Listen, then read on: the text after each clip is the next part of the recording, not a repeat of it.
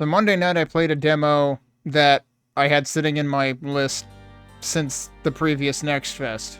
Tonight I'm also playing a demo that I've had sitting in my list since the previous Next Fest. This one I didn't get to because I figured, we know this isn't going to be bad. But it also might not entirely be up my alley. I have played Vampire Survivors mostly out of educational/historical interest than anything else. I haven't played a ton of Vampire Survivors, but I've played a little bit, largely because, there are so many Survivors likes.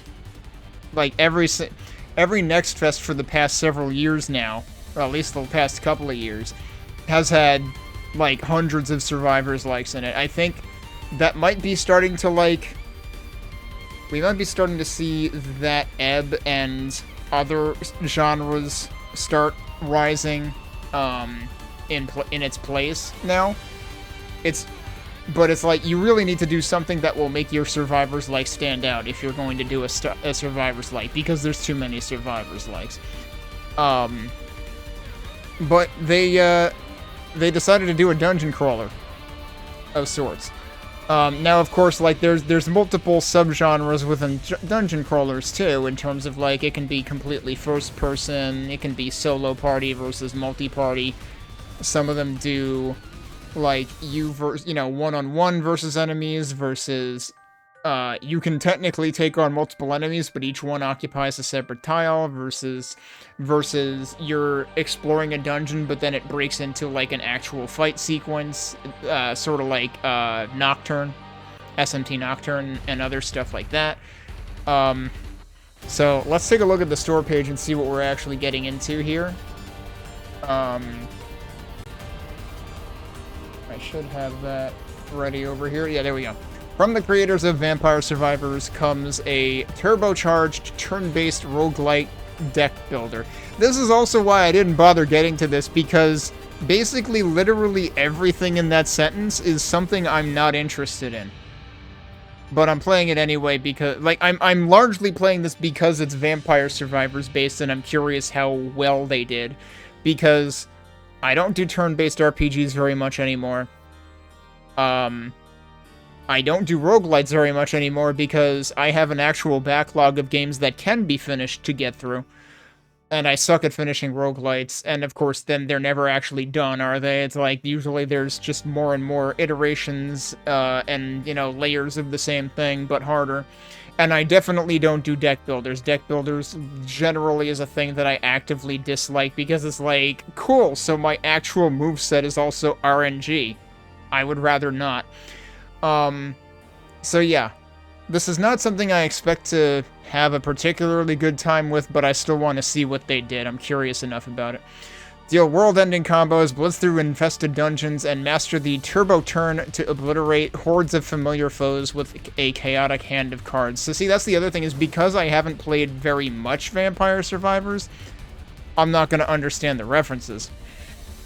So I am at a loss for this on, so many fronts. But we're gonna try it anyway. I want to know what the turbo turn is, at least. Look at the party hat. 1 million crawlers in 1 week. Yeah, that's what happens when you already had one frickin' hit of a video game. About this game, from the BAFTA-winning creators of Vampire Survivors comes a brand new adventure. Explore maps, level up powers, and obliterate monsters in this turn-based card-driven blobber with roguelite elements. Vampire Crawlers turns the snowballing thrill of the original hit into a tactical deck builder where you build busted decks, explore familiar dungeons from a new perspective, and unleash world-ending combos. Yeah, I actually appreciate the new perspective note there, as we will see when I start the game.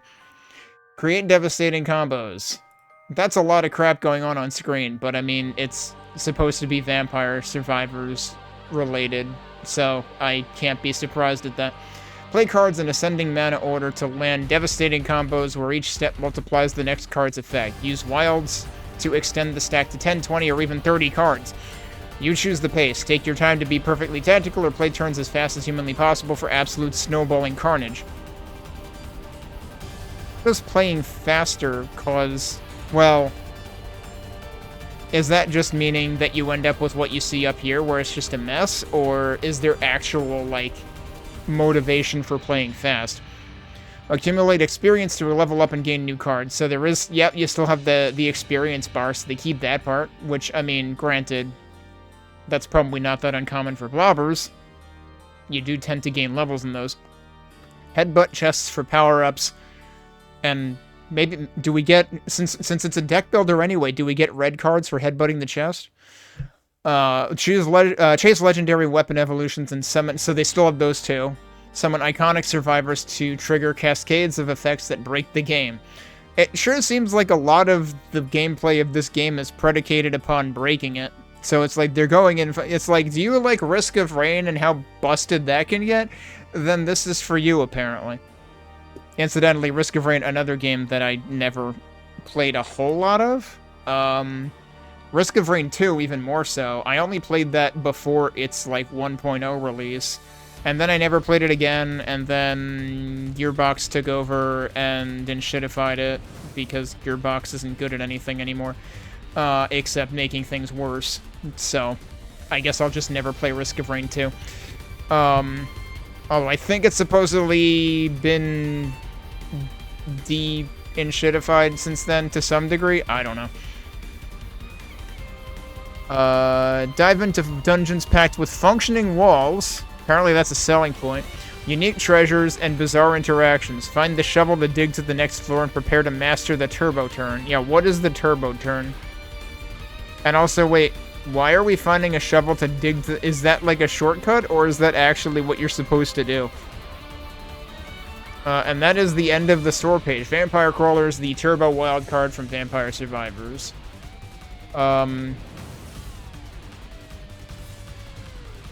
Yeah, relatively, I mean, processor is basically no processor in particular, as long as it's 64-bit and has been released within the last, like, 15 years or something. Like, SSE 2 is not recent. Sound card, Sound Blaster 4000, or Sound Mega Blaster 90,000? Does that even exist?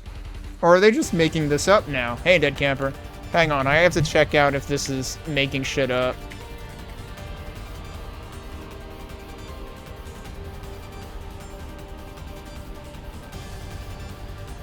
I'm pretty sure they're making shit up. Okay. Anyway. They might be making shit up in both cases, actually. Like, I'm too... Now I'm used to seeing, like, thousands like this on, like, integrated GPUs and stuff like that, but I don't know about a Sound Blaster 4000. I'm not sure that exists either. I think they're just yanking our chain. Anyway, let's get into the game. Get rid of the browser window. And actually, what I'm going to do, because I don't know if the same thing will happen when I hit new game, I'm actually going to quit and restart the game. So let's go back here. Because it actually jumps you straight into a tutorial, I think.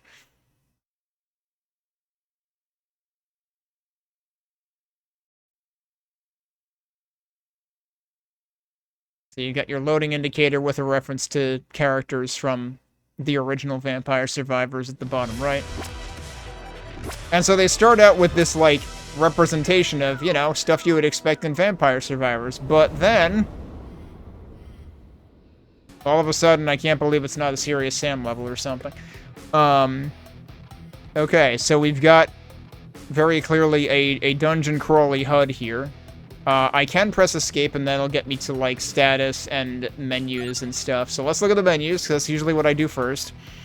So you've got instant movement, which presumably, like, removes, like, the perspective scrolling, which is a good thing to have both from an accessibility perspective and a, you know, people ain't got time for that perspective. Invert pan. I'm not sure what this refers to off the top of my head. I will say that the gleam effect across the selected item every so often seems like it could be annoying / distracting. Like, maybe don't do that. Rotate map with player. Okay, so that has to do with the auto map, the overlay. Power saving mode. I have no idea what that means. What is power saving? I assume that just turns off a bunch of effects or something. Auto end turn. 3D card view. Seems interesting. Maybe we should play with that at some point. Card reordering delay. So you can you zero that out? You can zero that out. If I use keyboard for this, okay, it goes by 0.1 at a time. This does also have gamepad support, so yeah, I kind of expect keyboard support to work. You can press space for that, you can press enter for that, either one works. What languages do we have? A whole bunch. Oh, we have... Paging Mopey-Bloke to this thread, we have Brazilian Portuguese in this game. But yeah, a whole lot of things. Western languages, Eastern languages. And it's got, like, the 5 European languages, it looks like. Plus more. Alright, let's look at, wait, what did I actually change?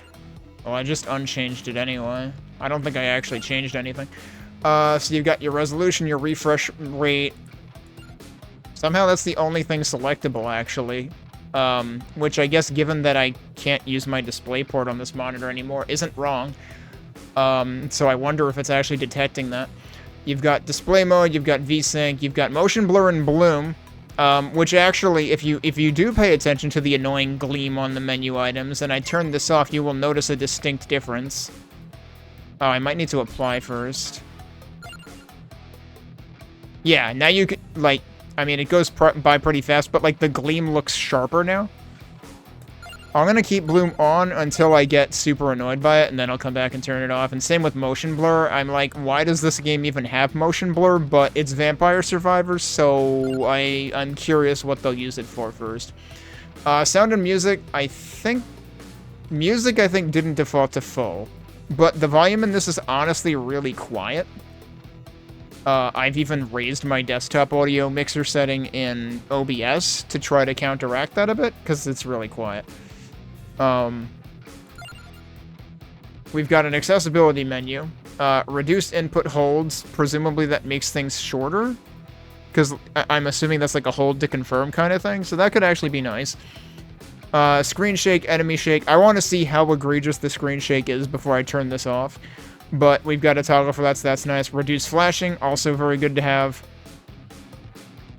Interesting how, like, screen shake is, like, when it's checked, it's on. Reduce flashing, when that's checked, it's less flashing. I don't know if I checked this off or if it was like this to begin with, so I guess I'll leave it on, and I don't remember checking that. So, we'll see what happens. Grid view. I have no idea what that means. They really need, like, tooltips for, you know, like, help text, like, below the menu or something to explain what some of these mean. Dungeon UI layout. Oh, that's what's behind me. There's only 2 of them, and it seems like it just swaps left and right. At least that's how much I can judge right now. It doesn't swap, like, the top of the screen is just your experience meter, so I guess there isn't really anything to swap there. Again, I don't think I changed anything. Here's your input bindings for keyboard, and here's your input bindings for controller. You do have presets. One thing I don't get about this is you've got move and strafe, and it's like, what does this mean? Because, like, I'm using an Xbox One or an Xbox Series controller. There's only one D-pad on that. There's no such thing as D-pad with black background and D-pad without black background. Like, what is that supposed to mean? It looks like that's just highlighting left and right specifically, maybe, too. But then, I don't understand. Like, move does not look like it's highlighting up and down, so I'm very confused. Anyway, I'm probably going to use keyboard anyway. What else does this say, though? Hey, you can also use the analog stick for it. Interact, play all, toggle... Wait. Toggle tooltips? Hang on a second. I need to try that within the menu.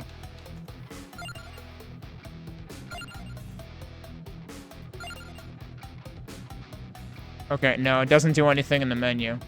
Oh well, I tried. Alright, let's go back to keyboard and mouse for the time being. So you can turn with the arrow keys. You can also turn with Q and E. That's right. I thought I noticed that immediately when I first tested this. Show deck pile, show discard pile, play all. So you do still have buttons for play all and turn toggle tooltips. Okay. Okay. Let's resume.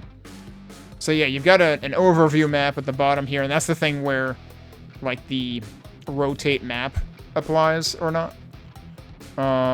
Let's start the timer, and we'll actually start trying to play this. Okay, so it just seamlessly goes into battle. Knife. Crit has a chance to do multiplied damage. Deal 40 damage crit. Okay, so it was actually like a flurry of knives, and each one did like 8 damage to the bat. Now, there's 3 of them, so you do have multiple enemies, potentially, in this. And there's your level up, and we got King Bible. Deal 40 damage with a chance to knock back. And now we've got a log?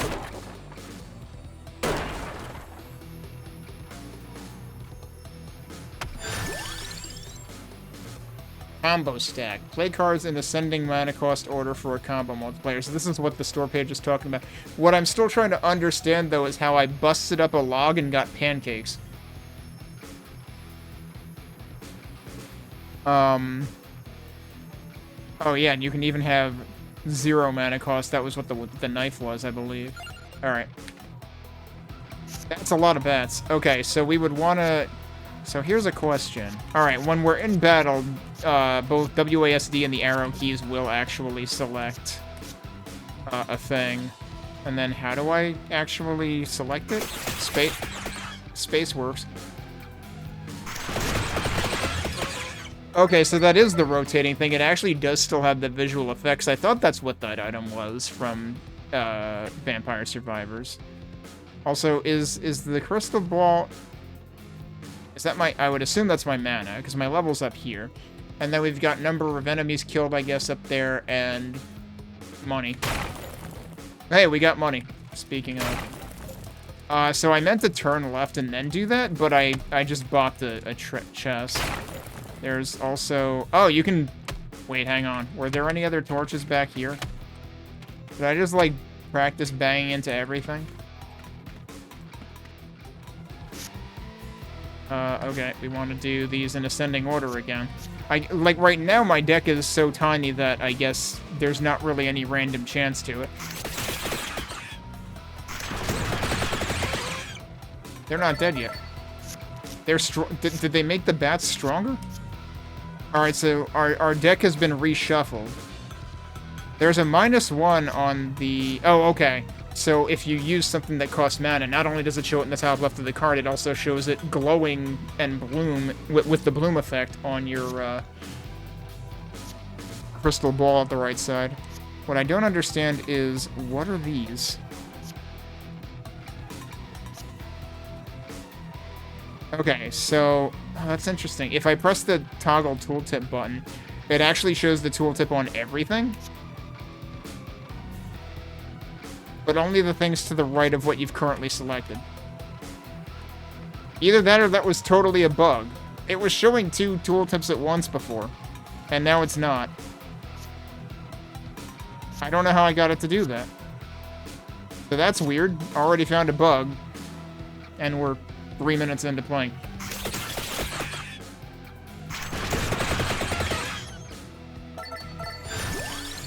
We have an axe. Deal 45 damage to multiple enemies with a chance to knock back.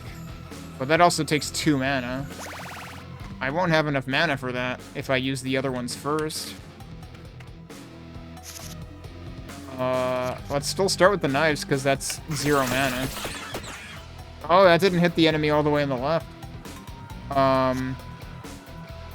Wait, why does that say 80? Oh, it's consecutive ascending order, isn't it? Because it's showing that you'll get a bonus on this, but not that. So I really should use this. You're still not dead. Alright, well, I'll start over again. Did some of them just sidestep it, or were there actually more behind the other ones?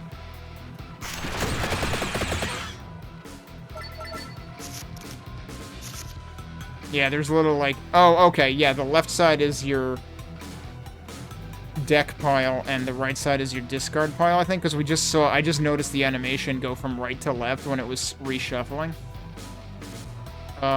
This should do enough damage. Let's just try it. Spinach might deal 10% more damage, but that's also a card, so that's a buff. I assume that basically the mana dictates when your turn ends, because when you're at it, when you can't use any other cards because you don't have enough mana, then... So this is where the bloom really comes into effect. Like, if I go into here, and I turn off bloom... Wait, bloom was here?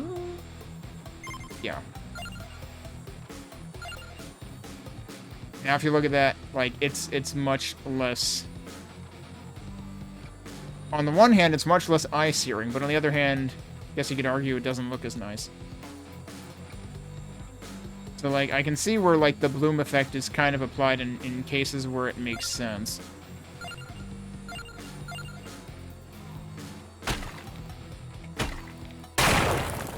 Oh.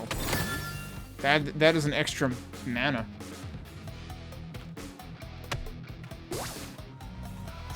Oh yeah, there really are 2 frickin' waves of bats. Holy crap.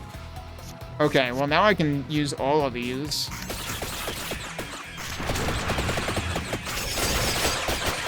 Jeez.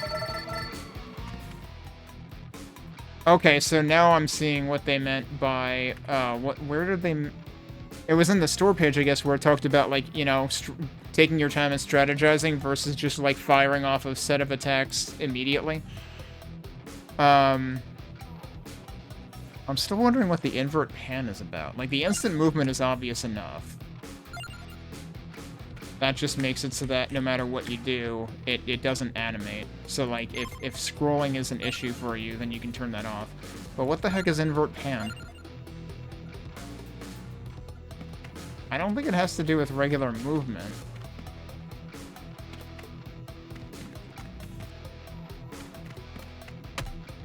That's actually the beginning, too, so... I was trying to see if I could, like, make anything happen on the map. I'm gonna turn that off for now, until there's anything that seems like it would obviously apply to. Even more bats.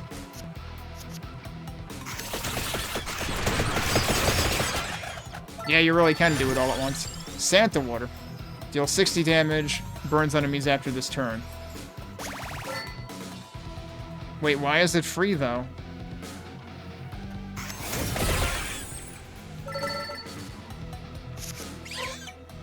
Huh, there's the burn, okay. That's pretty neat.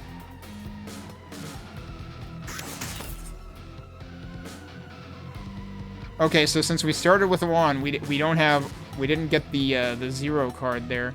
Can I actually look at that? I can actually look at that. And that's what, I know there was a keyboard key to do that, too. I can't actually use these, though, right? Right. How do I get out of there? Okay, you click outside of it. You can't even click on it again to get out of it. That's kind of weird.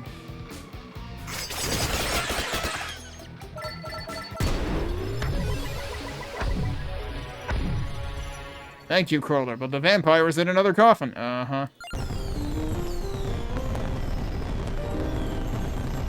Antonio joins the Crawlers.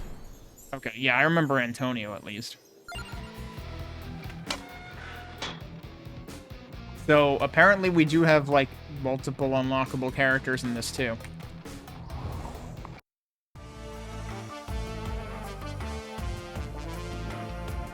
Oh, is this... Maybe this is where the panning comes into effect. What? No, I just wanted... What? I just wanted to use the menu, dude. I guess you have to go in here to use... No, I still can't. You can only use the menu when you're, like, in a dungeon? That seems weird. Rescued Antonio in the average Italian countryside. Found these pancakes in the tutorial. So I'm wondering whether levels reset, because I'm pretty sure level always starts at 1 in most Survivors likes, including Vampire Survivors. So I'm curious if that's going to be the case here too. Well, yeah, it's saying reach level 10 in a specific location, too, so I think it will, in fact, do that. Rune Tracer cards, not sure what those are yet.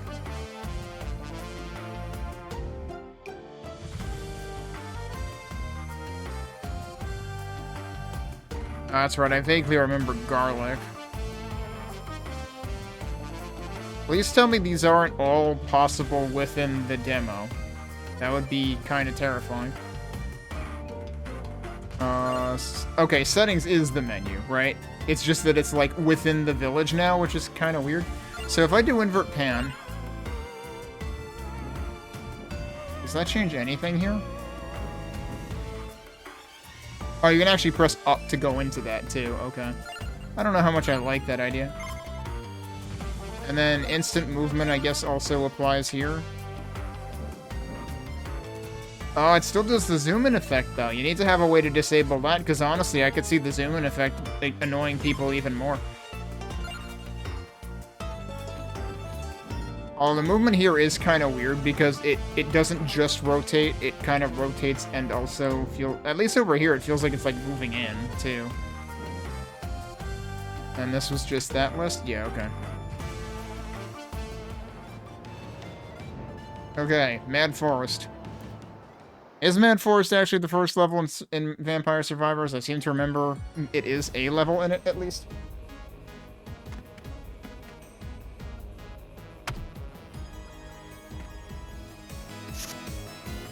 Okay, so... Oh. Am I playing as, Antonio now? Because I have a whip.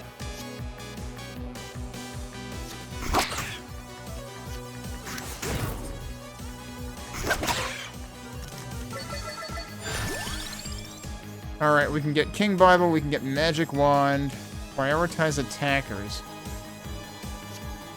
Or we can get another knife. Well, does that give us another knife, or does that, like, amplify the existing card? I don't know. But I probably want the Bible for now. I'm sure we'll have another opportunity to test that. I'm just gonna be bonking into every wall in case there's anything that I'm not noticing in the environment. Oh, so Antonio's a card. Okay. Add 3 armor, Crawler. What does Crawler mean? Does that effectively mean anything? I don't know. Wait, there's also this, which is add 2 armor. There are no attack cards in this pile, in this hand. My strength is your shield. Were there voice lines in the first game? I don't remember. Well, I guess I'm just applying a lot of armor because I literally can't use anything else.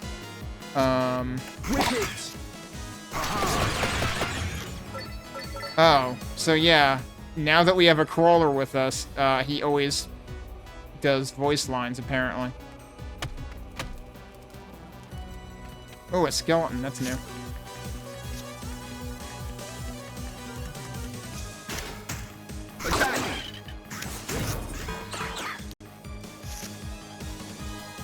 I still have full hit points, so apparently I'm, not... Apparently I'm able to fully block damage.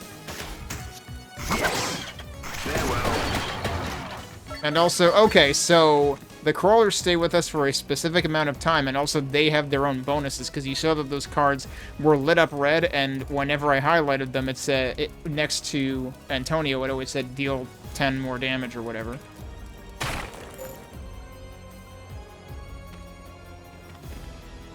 Wait, that means I can bust that up too, yeah. I gotta remember to bust up torches.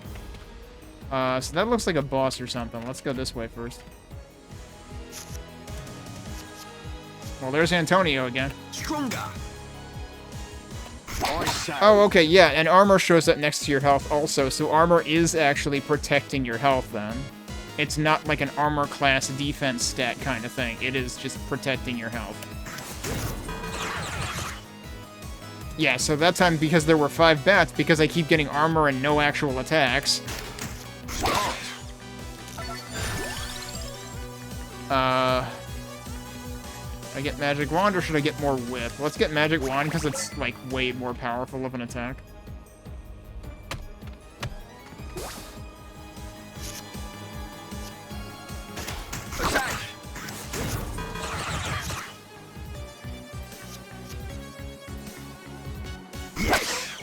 I didn't really get to test it there anyway because I didn't need to.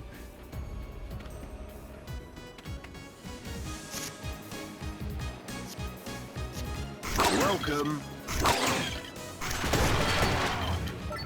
Oh, yeah. Wonder if I should have actually prioritized the boss while I had the crawler. Antonio. Oh, we're gonna get him again, so it doesn't matter. To your aid, I say. Aha! Why did both of those only target one dude? That does multiple enemies. The other one did not?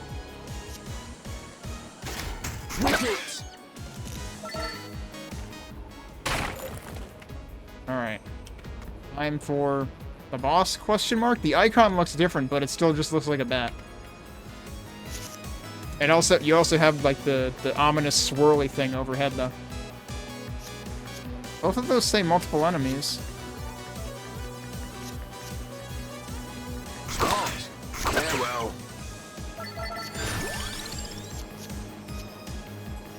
I definitely do knife. Oh, well, free. Sure. That didn't kill anybody.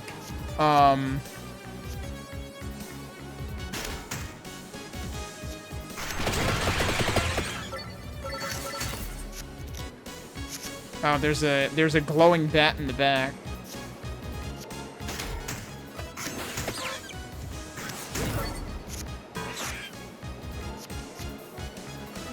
To your aid. Oh yeah, and it even says deal 12 damage, whereas it didn't. It wasn't 12 before, right? Attack. And that definitely wasn't 65 I before. say.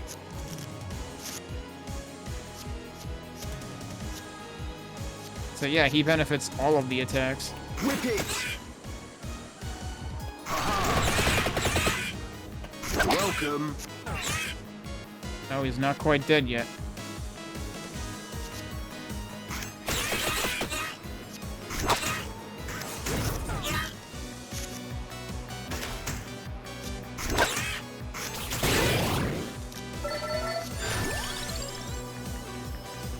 I definitely don't want another armor card. I need to actually be able to attack things. But also, we're done. Oh, that's the shovel. Okay. And this is level 2. So the shovel really is your exit to every level. I feel like the things, like, outside of the actual floor are easy to overlook. Although in the case of the shovel, it kind of, like, animates out of place, right? That's not pancakes. Relic found. Gem hammer. Unlocks the ability to add gems to cards. Find gems in chests or when leveling up.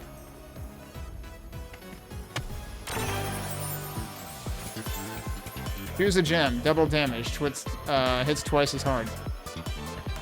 Or you can cash out. I don't know how you pick leave or cash out with the keyboard. Do I have to insert it right now? Hits twice as hard. I feel like we should do that with either the knife or the Bible.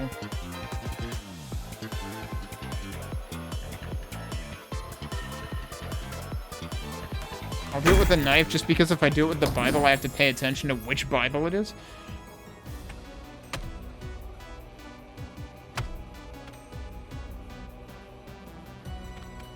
It feels weird to me that the map seems to always be complete right off the bat. That's not usually how dungeon crawlers work.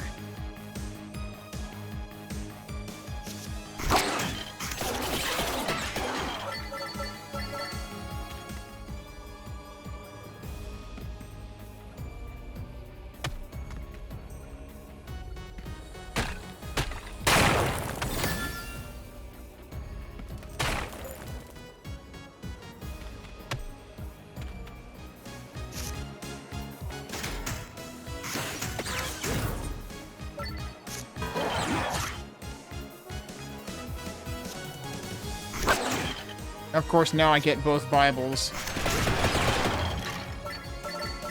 Well, it didn't matter. Let's go the other way first.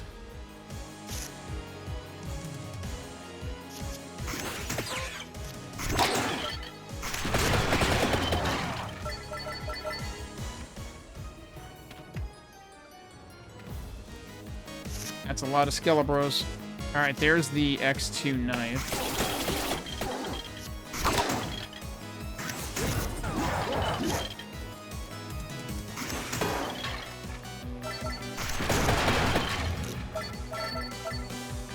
I should have picked Antonio first. Oh, there he is, okay. My strength is your shield. Yes.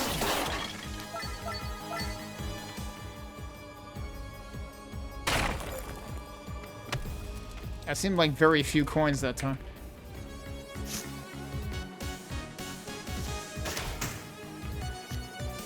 Repeat. Start.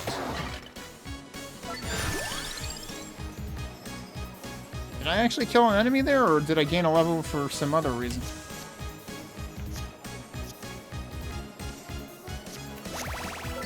You're welcome. Okay, so the free always happens when you level up and pick a card.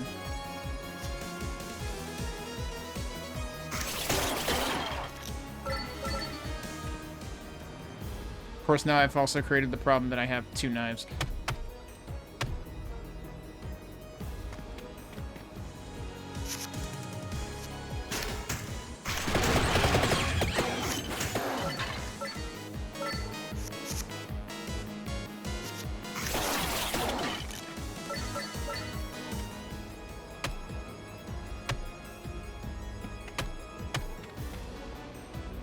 Alright, this time it's a skeleton. Wait, there's more. Yeah, lots of coins there. Lots and lots of skeletons.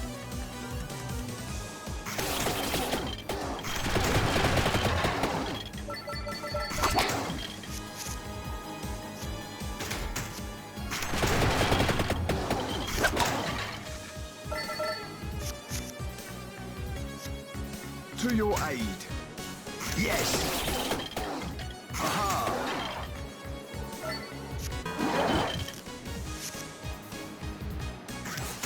I say. Seems like you can't do damage to multiple layers at once. Like, the next layer waits to advance until the previous attack is gone, I think. Yeah, well.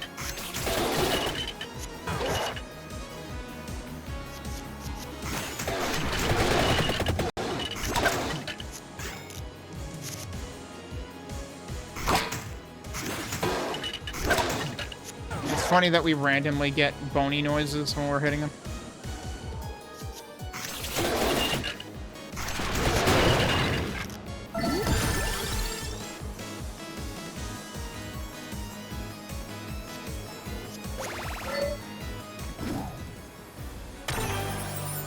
Okay, the shovel is there, but first a chest.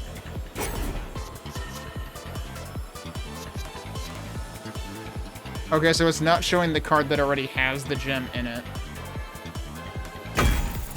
Now I've got 2 X2 knives. And now we just bonk again and get the shovel. And I mean, like, it seems to stand to reason that generally the boss will be right in front of where the shovel is. I don't know if that'll eventually cease to be the case.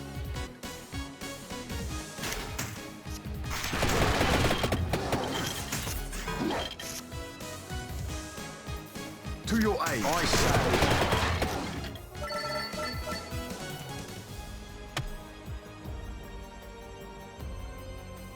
There's a question mark in there.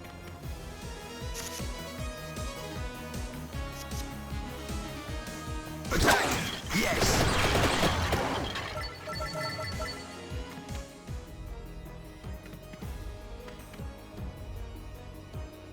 Oh, I'm supposed to mash? I didn't see the mash until it was kind of late.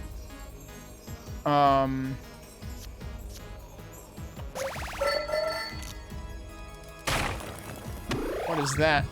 Oh, that was wall chicken, essentially, I guess. Or column chicken, or pedestal chicken.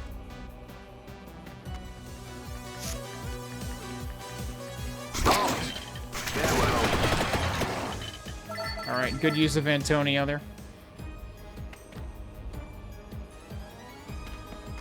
I'm gonna go this way first. Stronger. Whip it! Aha!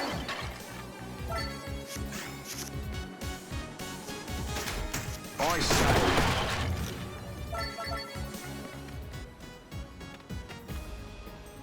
Oh, is that... That seems like a big dude. What the heck is that icon on the map, though? Whip it! Welcome.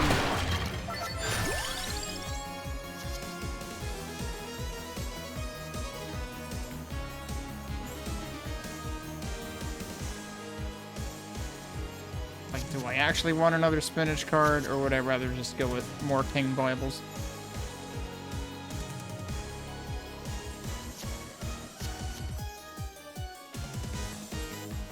No, this doesn't say that it hits multiple enemies, but its animation makes it look like it does.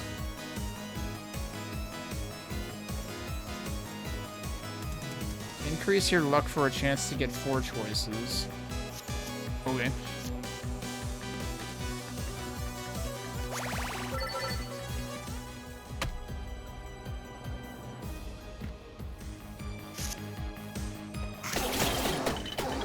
Let's pay attention to what this does.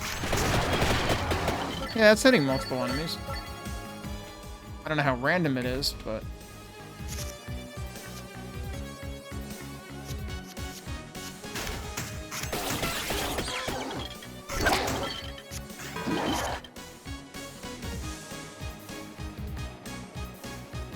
What's with the icons up top? To your aid. Like, I just noticed, like, the 1 attack, 10 defense icons or something, but I'm not actually sure what it meant. Alright, let's see what this guy is. Cool, I couldn't do anything that turn.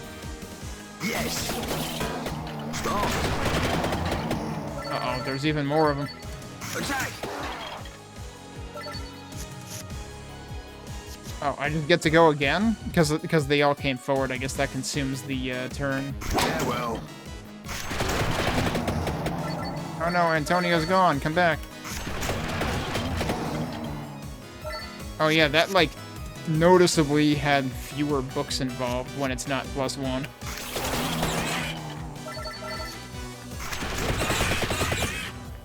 Or X2, really. He didn't attack, huh? Stronger. Yes. Attack.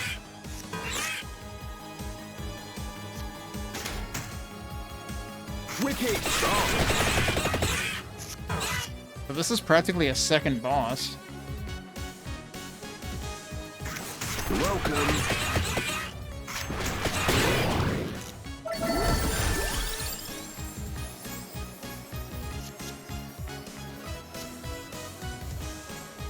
Yeah, so I don't see why not to use, you know, opt for the Bible. Now, what is this? Okay, it's another one of those.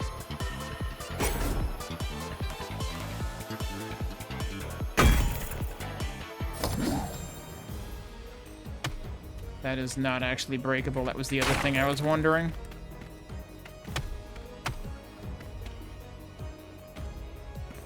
But yeah, I'm still not exactly sure what I was supposed to make of the icon that was used for that guy.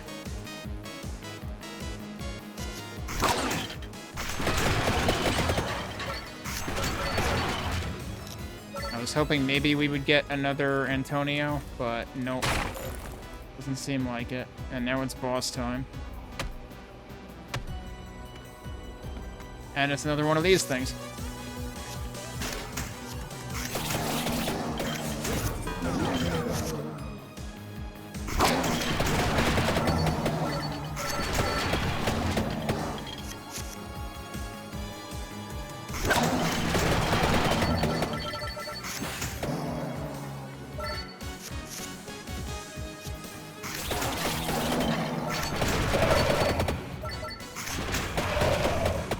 What is this guy? He's new. My strength is your shield.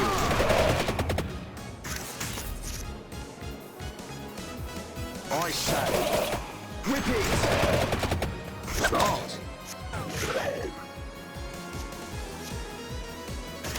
Farewell. I should have used the whip while I was still there.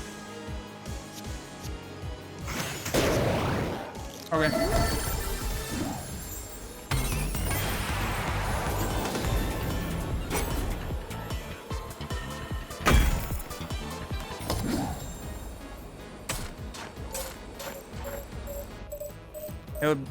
I need to double check something in the options. Can you turn off...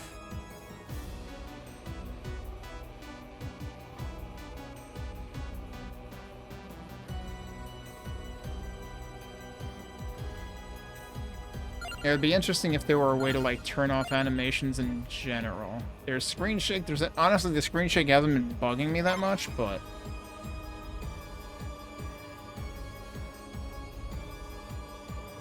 And what is reduce input holds even talking about?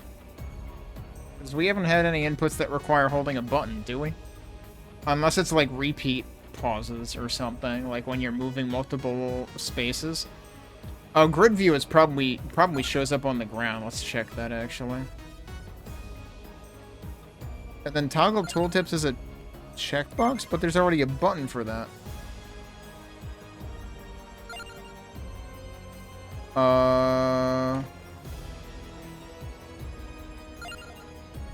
Well, I turned grid view on. I don't see a grid, so I'm not sure, unless it's during battles.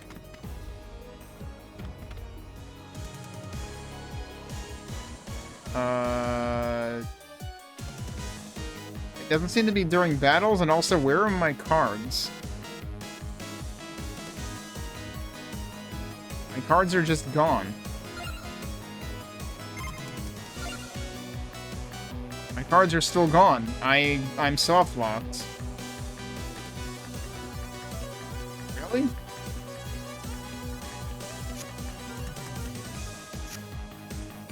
Like, it just didn't deal cards. I'm just staring at enemies, and there's no... Did I seriously just turn on one option and make the game soft lock?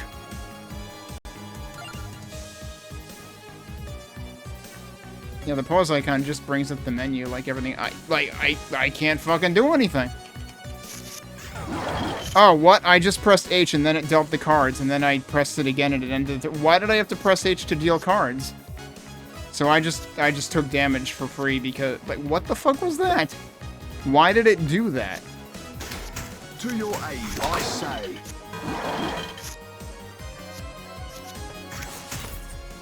Attack! Yes! That was really weird. I was about to just quit the game, though, thinking that it was freaking soft lock. I don't understand why it made me press a button, though. Because it's never done that before. I don't think I turned off any other setting.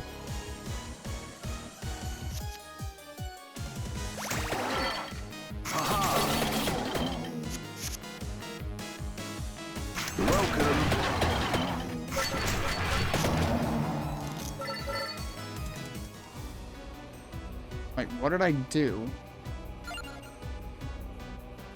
I don't know. All I know is grid view doesn't seem to do anything.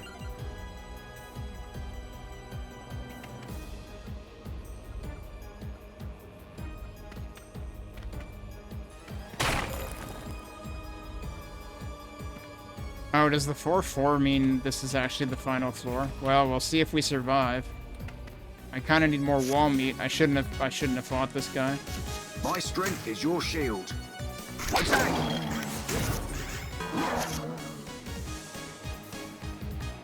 Start! Whip it, I say. Farewell.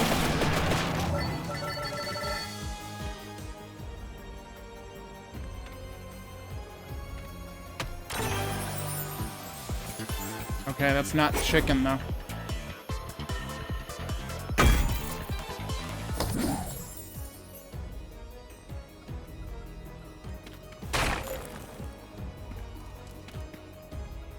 Wait. No, I can't break that. Well, I could hightail it to the boss right here. That might be in my best interest this time. Everything in the other room just seems to be constant enemies. I don't know if there's any payoff for it. To your aid.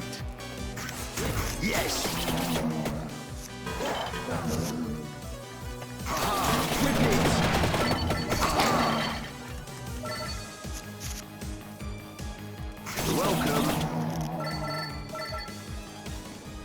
Alright, so I have 25 health. Should I just go straight to the boss? It's a plant.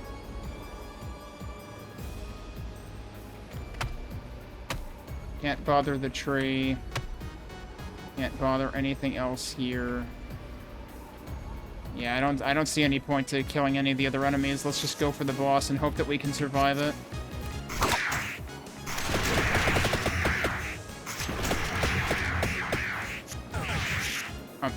Honestly, they sound like they're making bird noises, kind of.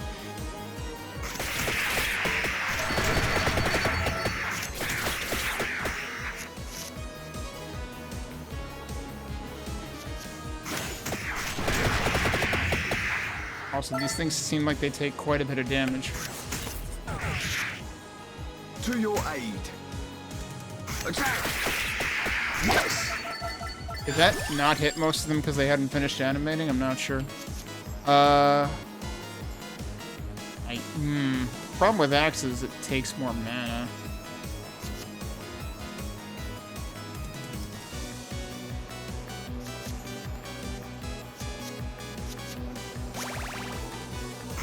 Oh, I guess I could have gotten a freebie right now, but that would be pretty short-sighted.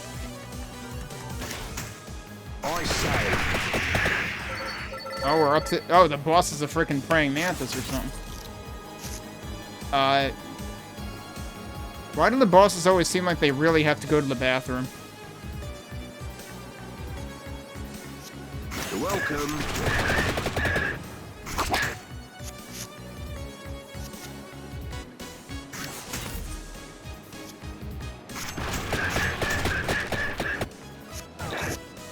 Ow.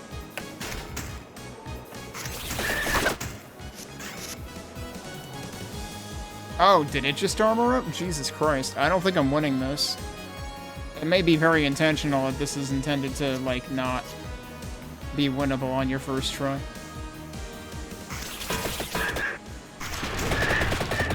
Okay, in its case, the armor seems to be a constant, though.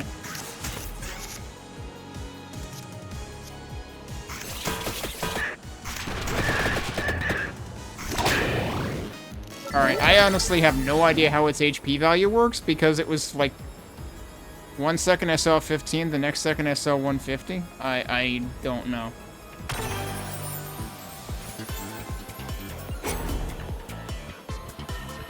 Unless one of those was the damage I was doing, but...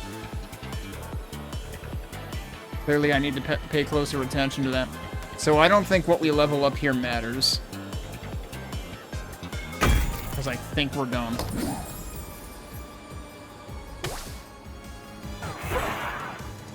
Or I could just fucking die. Stage completed because death ate my ass. Pretty literal.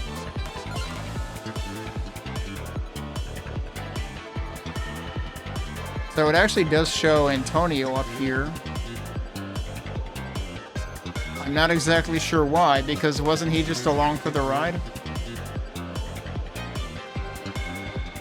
There's just a whole bunch of numbers here that don't explain what the numbers mean.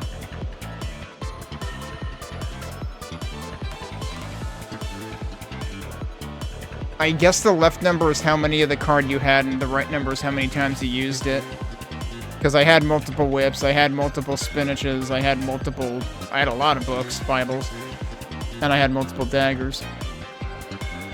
Roller actions triggered. 3 cards played, which is really just your level up. Kind of annoying that this scrolls rather than actually being directly scrollable.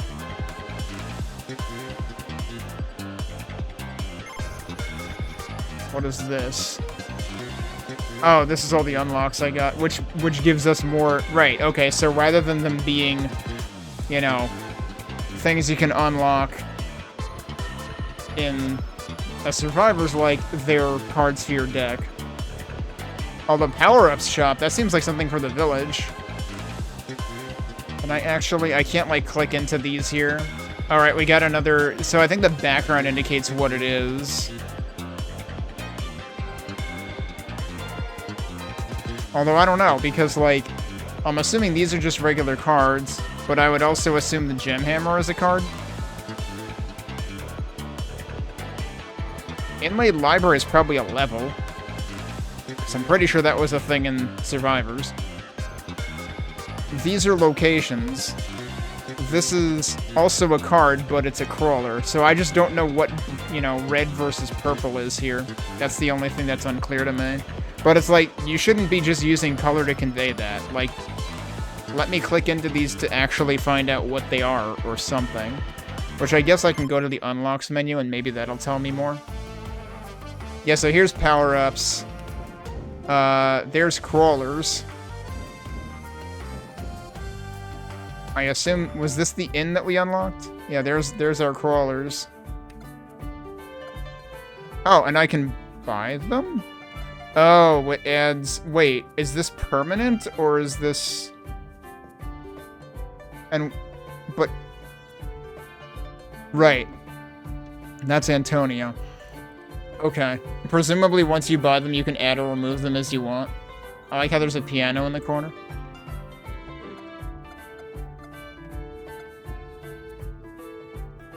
Add 2 amount when Gennaro is played. Is it Gennaro or Gennaro? Deal 60 damage when a red card is played. Oh, that's what red cards are. Jeez, I thought I was joking about red cards before when we were talking about headbutting things. Imelda Bell pays, and I remember her. I remember all 3 of these characters from Survivors, even though I only played Survivors for a few hours. And 15 XP when she is played. And gain 1 XP growth when a yellow card. So Spinach was yellow, right? So like yellow is like buffs, red is like attacks. I don't know what purple is. Deal 60 damage, dude. Like, yeah, I think we should buy him. Oh, but you can only have... You have taste. You can only have 1 of them at a time. There's so much space here. Tell me eventually you can have more than 1 at a time. Because otherwise... And okay, and she's really cheap. Because she's experience growth. Add 3... you get 3 armor when he's played also. I was wondering where that armor was coming from, because I didn't think I was playing that many armor cards. So that's damage 10%, whereas he is deal 60... Oh, he's deal 60 damage right when a card is played. That's every time, right? That's a lot. What does it add to amount? Is that seriously it gives you more active cards? Maybe? That's a good point. Potentially.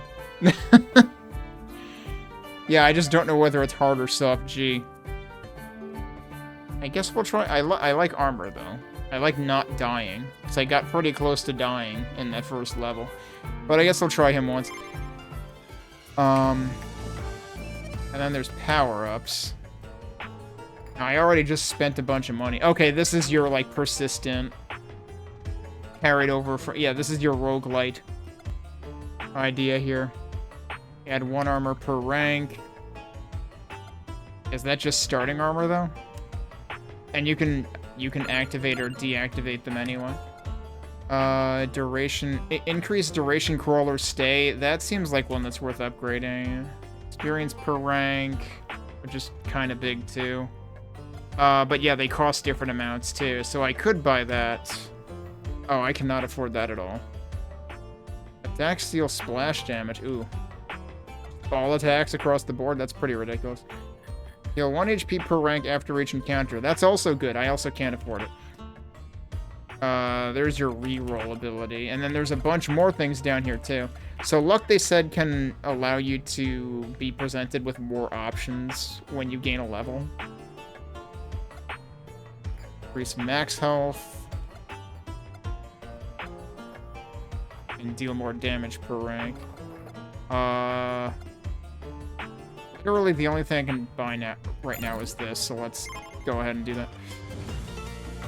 I also wanted to look at the unlocks just to kind of... Yeah, I wanted to see what the heck this is. It says unlocks a gem hammer.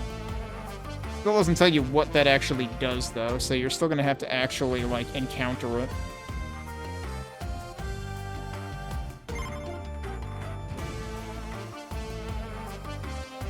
A graveyard seems the most appropriate place for a settings menu. I didn't actually notice that till now.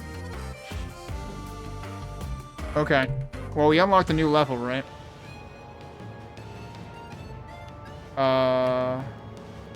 Okay, so that's where we just were. So Despite what the map might otherwise make you think, you only use the left and right arrows to select level. It does show difficulty there. Oh, I see. What is this exclamation mark here? I don't know. Maybe it just means there's stuff you haven't...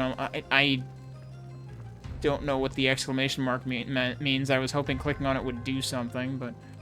Alright, well, this looks neat. And yeah, I definitely do remember this level. Oh, okay.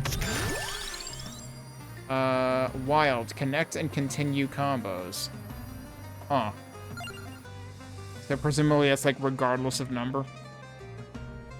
Alright, what enemy do we have here?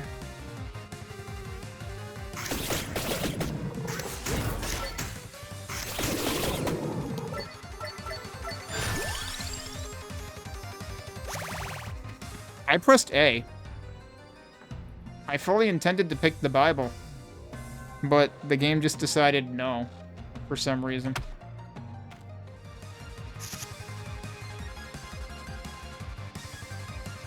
When that says destroy, does that mean the card's just gone afterwards? Because then I could see why you would want to just end your turn and not use it up if you want to connect other cards instead. Because like right now I have nothing meaningful to connect really. So what was the button to end my turn? I'm just gonna click that because I don't remember what button it was.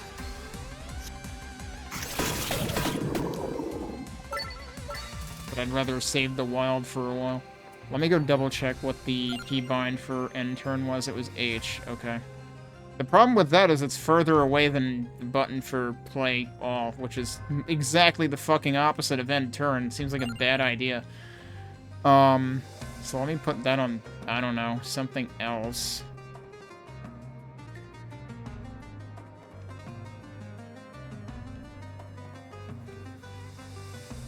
Put end turn closer. I don't think anything else is bound to that.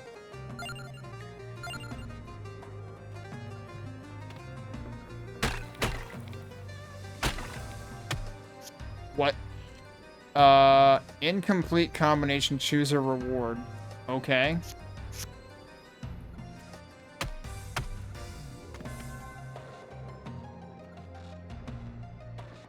There's supposed to be like a... Oh, yeah, there is a dot next to that, I guess. Well, let's see what this does.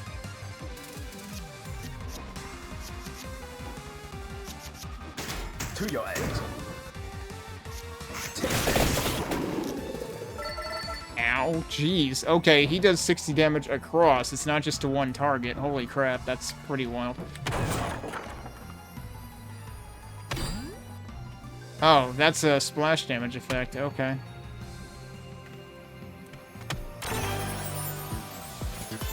Oh, we actually get choices this time. So we've seen double damage before, but then there's amount. And there's armor. Increases amount stat. What the hell is the amount stat? That's this thing, isn't it? Well, no, that's just how long the crawler is around. I need a freaking glossary because I always forget what they mean by amount stat. But that's up here too, isn't it? But doesn't this still have to go into a card? I don't know if I have something useful to apply that to. Adds armor is interesting. So I can basically get armor whenever I use a specific card. Yeah, we had only seen the double damage card in the entirety of the first level.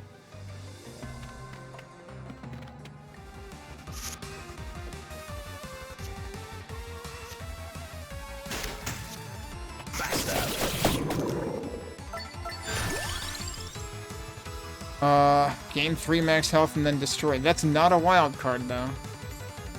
But it is a one-time use card. I mean, I gotta take that. And there it is. Okay, the mouse is doing weird interactions. That's what's happening. When my mouse is down here... This is something that you really, really need to QA your game for. This is the same kind of problem that I have with, like, when Quake source ports enable their mouse and menus, and anytime you move your mouse even by a pixel, which can happen just by accident, it ends up changing what menu item is selected. This I'm not moving my mouse at all, but because the cards move, it's moving the big coin bag card over where the mouse is, and because of that, it is counting as hovered, and it is selecting it. That is absolutely fucking abominably awful design. Make that not happen. If the player is not moving the mouse, then the mouse shouldn't be selecting items. That's how I lost that. That's how I picked the wrong card before. Guaranteed.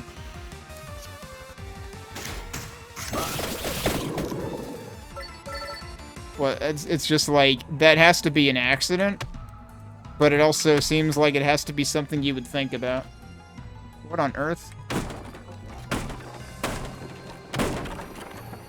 And increase number of cards dealt at the start of turn. Okay.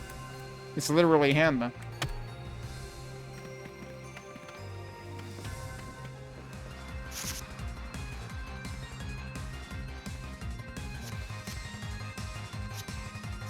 I say.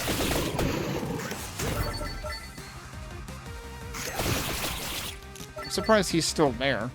How much did it increase his, like, duration by? I thought it only increased it by 1.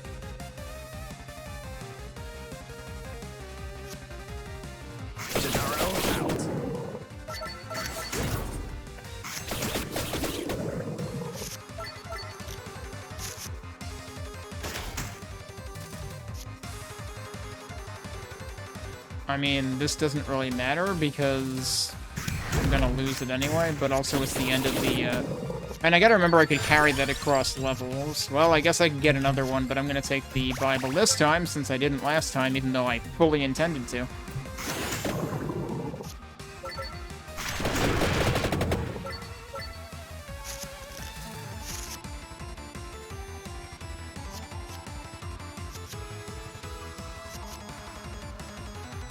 This should help. Yes.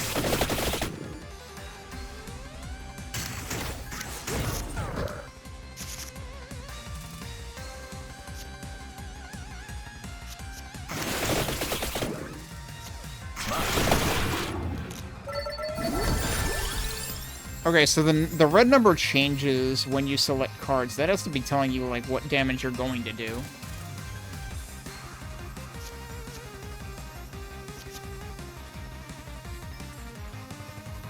It's kind of interesting because, like, getting too many destructible cards means you're not augmenting your deck, but it also means you're not diluting your deck, so, like, it's not necessarily a bad thing.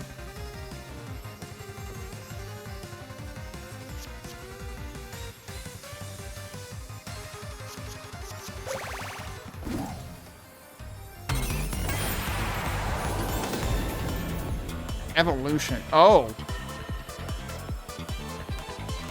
Huh. So that gives you, like, I don't really want to... Wait, oh, that's the mana card. The +1 mana card. But this is a gem. But I guess it gets set into the first of those cards, and then it consumes the other one? Or no, I guess it's if both of them are in your deck at once? Does it actually slot this into both cards? Oh, I gotta try it. Oh, okay, no, it tells... Yeah, it's that one's... choose the card to sacrifice. So yes, you lose the other card. I didn't get to see what that actually said, but I can probably look at it right now. Deal 160 damage. Jesus Christ, it made it... I mean, it costs more mana, but it made it 4 times as more than 4 times as powerful, right? Wasn't it 30 before?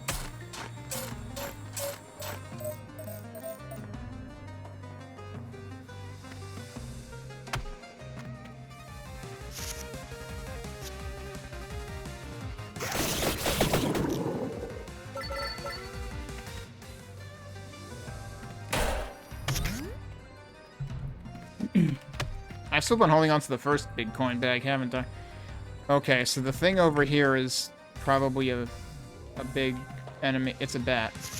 It's a lot of bats, but it's a bat. Wait, why is that 225 damage? Oh, is it? It's 160 base, right?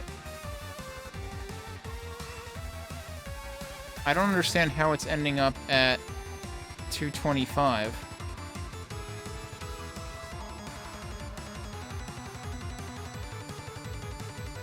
I just don't know where that number is coming from. And these are normally 40, but they say 60. Unless, does it level up with you? I don't freaking know, dude. It just doesn't make sense to me.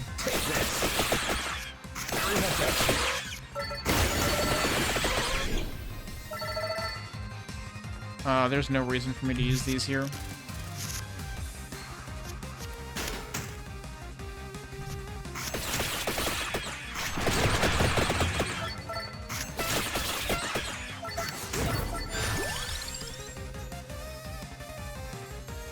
Wait, isn't that's a gem, though? You can get gems on level up? I don't know, I kind of feel like I need more attack cards. But draw a card could also be good. So I guess I'll do that.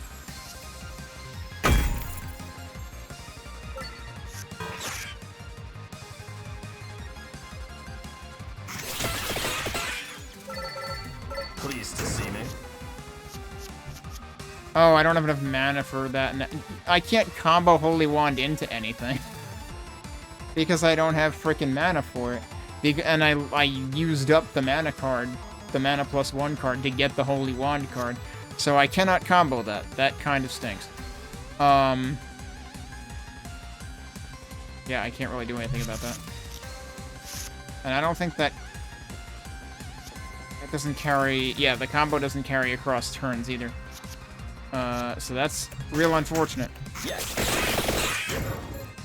Oh, I didn't actually mean to use that, but okay. Wait.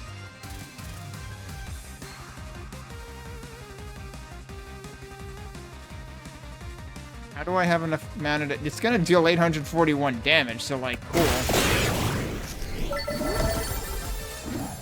But I don't understand how I had the mana for it. But also a combo. Increases might stat or hits twice as hard. We should probably increase might stat on something.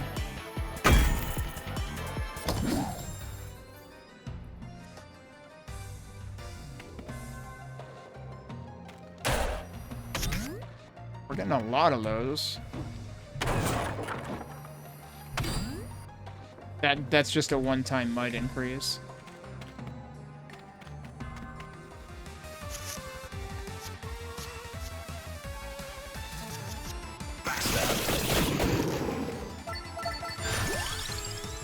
Golden armor adds 4 armor. But it also consumes mana. Whereas the 0 mana card gives you 3 armor. I need the empty tome.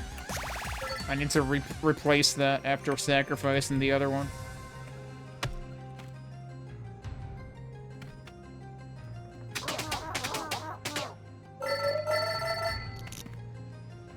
Okay, I think twice we've had the question mark be that guy.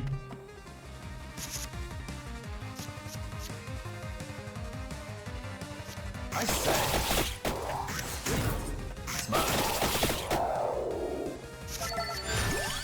A lot of ghosts. Area. Increases area stat. I see, so that's the 3rd stat in the top left.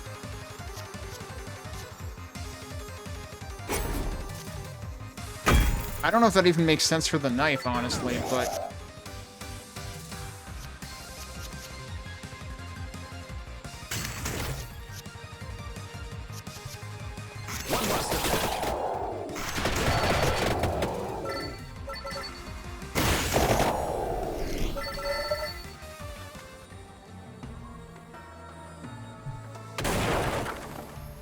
What is that? Relic found. Guiding light. Shows breakable light sources.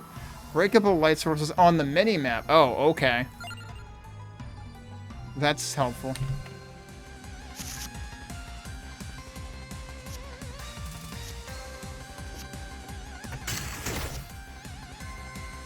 To your aid.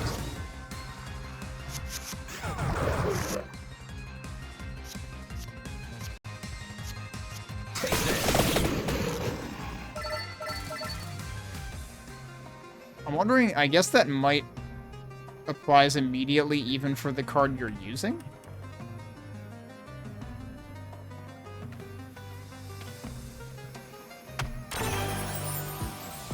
Come back when you have cards with gem...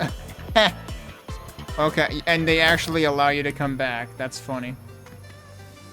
Yeah, because I have gemmed up all of my cards. I say.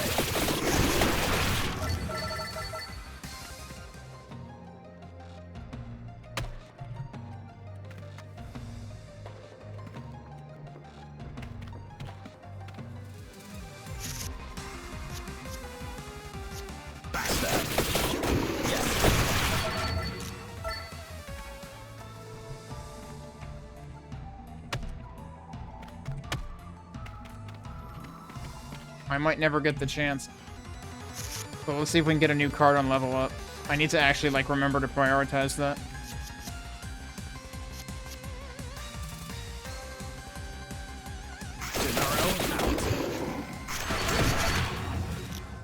Well, I don't have Gennaro to start with for the boss fight. And no, I did. Oh, that's chicken. I suppose you could technically... I guess I could have left that there until after the boss and come back for it, because it doesn't force you to take the shovel right away. So, well, I guess we can do that with that, potentially. I'm probably gonna forget.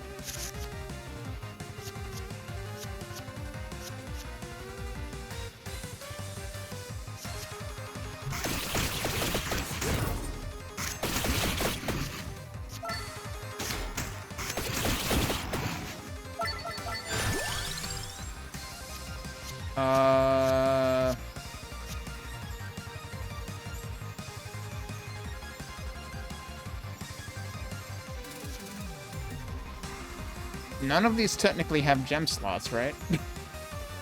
Do only raid cards have gem slots? I think?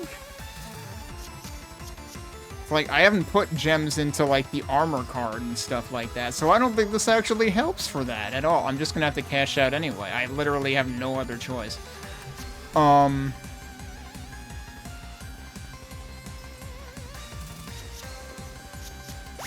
guess I'll take that again.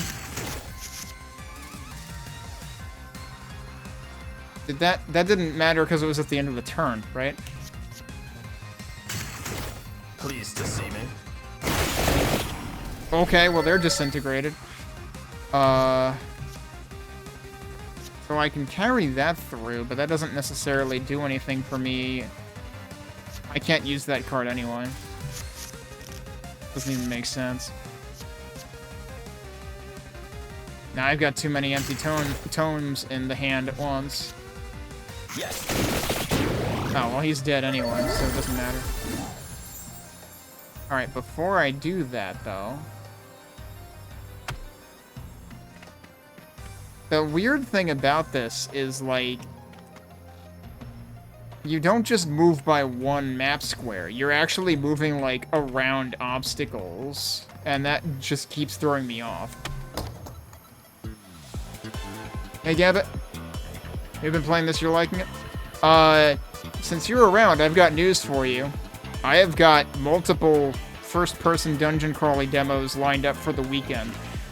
I'm sure you're already aware of this, but Dread Delusion seems to have a follow-up. I still haven't played the Dread Delusion demo. That's one of the ones that I have lined up for the weekend. So there's that, and there's Entropy. And then there's also Queen's Domain, which I saw Isapa was playing. Which, Queen's Domain sure sounds like its name is very clearly trying to riff on a certain other PlayStation first-person RPG that I'm not sure if I want to try playing. Alright, well, I literally cannot get any cards in this level, so we're gonna cash out. I've done everything on this level. Unless this gives me a card. Nope, I have to cash this out too. That's the, well, if you can call it a downside, that's the downside to taking too many destructible cards, I guess.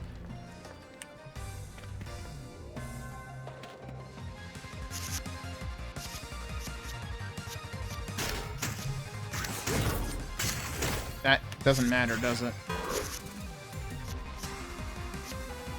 I said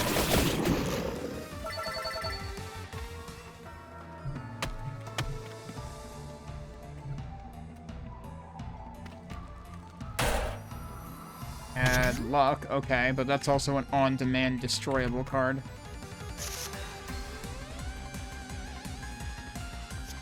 Alright, yeah, on the weekends I usually go on in the afternoons. Around 2 p.m. Eastern, so I don't know whether that works better or worse for you. I don't really have anything to chain this with. Okay, so let's try something. If I do that, that does seem to make... that chains into anything, so that's what makes it a wild card. Okay. It's not that it doesn't change the number, it changes the number to a wild card. And we just got another one of those. So I guess is the subject... Is the gimmick there that you can spam as many cards as you have in your deck, so the more cards you have in your deck, the more experience you can get from that guy? Or is it always a set amount? I don't know. I need a card that I can actually put a gem into, so I took the card that I could put a gem into. Oh, this is one of these things, okay. You know, I just realized something. When you break that thing into, you know, break the chunks away out of that, it's very much like the id logo in Quake 2. Wait, was it... No, Quake 3. Quake 3 was the one that had the busting up the id logo over, like, 5 different percussive sound effects. This is already the boss room, actually. Wait. Okay, I almost misidentified the one up here as the boss, but that's just because it has a chest next to it. Alright, so this is good because I can actually chain into Holy Wand.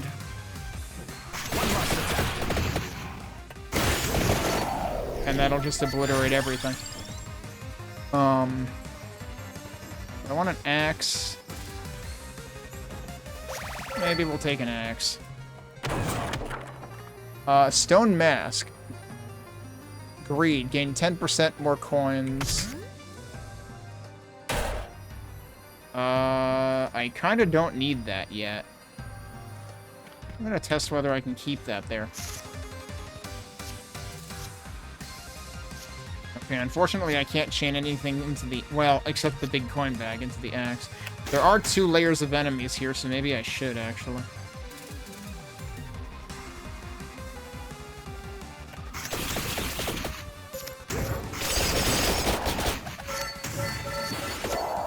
Okay, that works.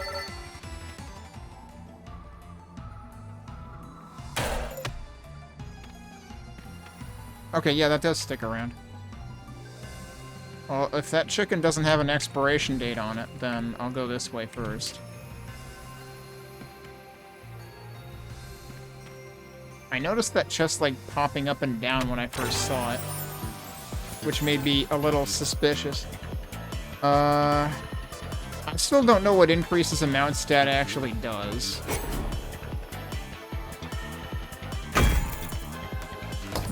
So I guess we'll do it and find out eventually.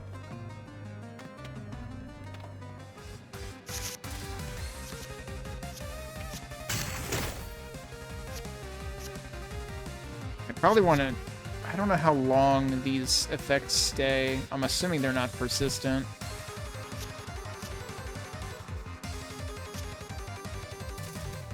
And 20% more coins from what? From this battle? Or is that, like, for the next turn? Well, there's a plus up there already, although I haven't been paying attention to whether that's always been there. I'm gonna keep those for now. this should help. And they're dead.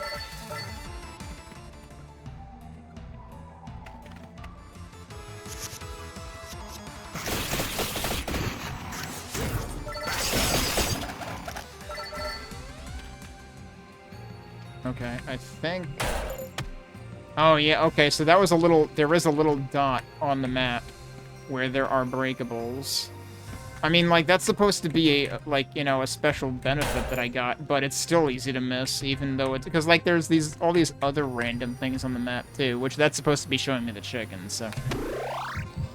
Okay, the chicken only gives you 10 health. I would have expected, you know, a full roast chicken to be worth more than 10 health. I feel like Uni the cat would be, disappointed by that.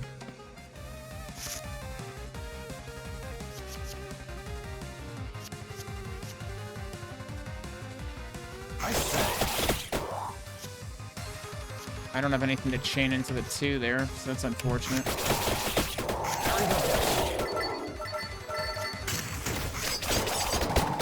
Oh, we got like a Buer or something. I don't remember if there was a bestiary in Vampire Survivors. I don't remember what those things were called in this, but I mean, it just reminds me of the enemy in like Bloodstained.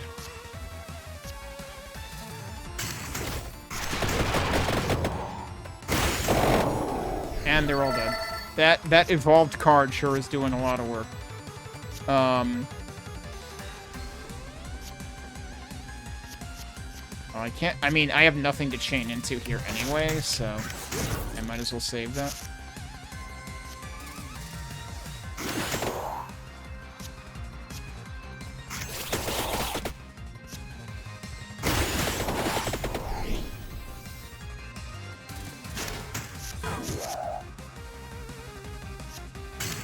To your eggs. Okay, so I haven't been paying attention to the number indicators on the enemies, like, the entire time. I've been mostly paying attention to, like, my card selections.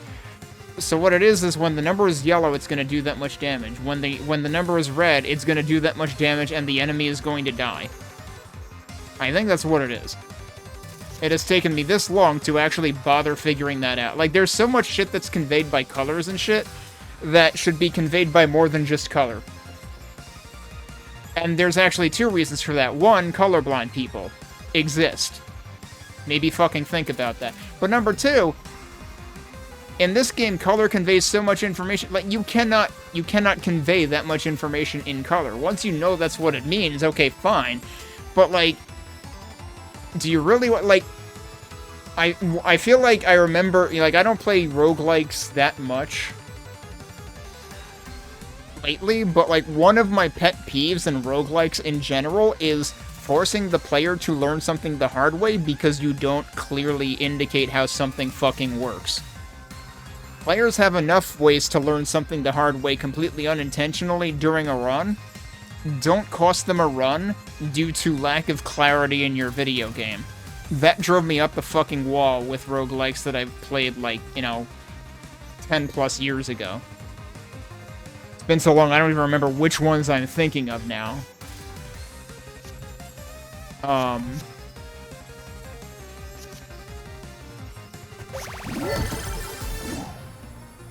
there's a chest here. I don't think there's anything else left for me to pick up, so...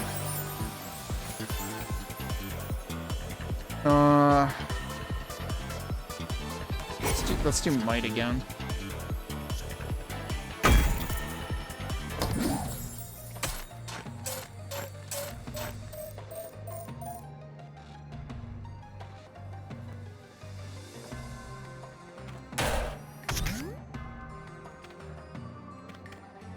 Wait, there's another one.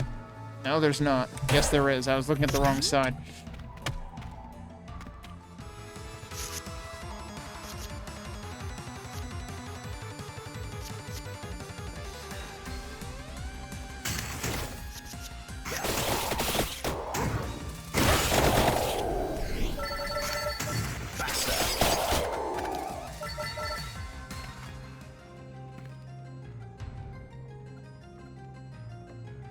So if I want to avoid enemies, I can go that way. I've mostly been actually seeking them out, though.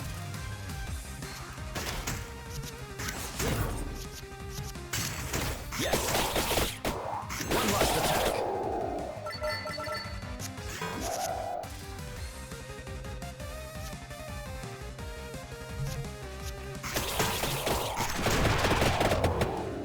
Even that's gonna kill all of them. So it didn't even matter which one I used.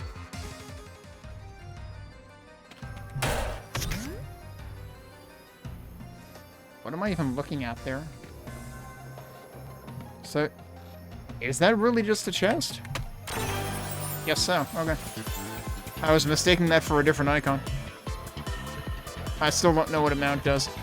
I haven't actually gotten double damage on anything.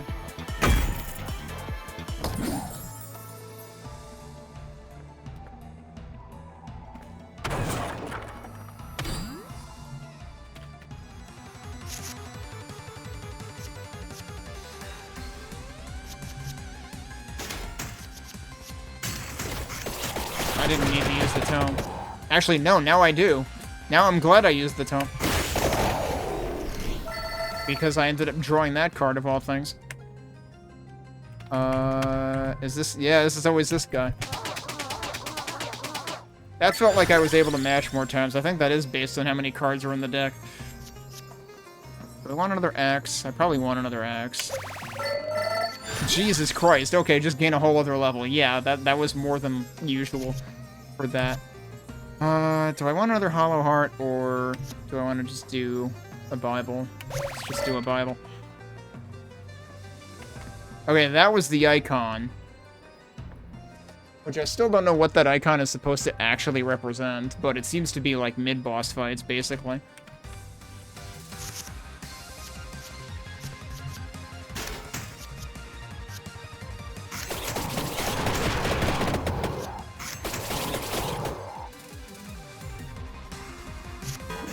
I don't have anything to chain that into, so...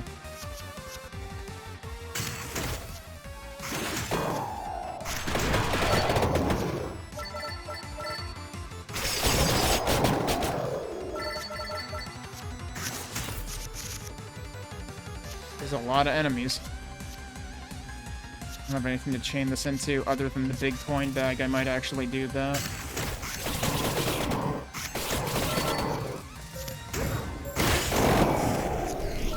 That just evaporated everything. Okay.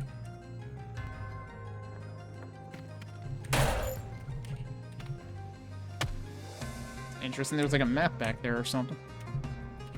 Alright, let's see what you are. Oh, there's a lot of you. Well, they're evaporated. Okay. Honestly, more like exploded, really. Okay, we can chain these. Damn. Oh, surprise. We're gonna get a freebie out of this, aren't we? We already have enough mana for the wand. If I get this, I could technically use it. But if I use that, I could use that and then use the daggers, which is honestly worth more. But yeah, use that first.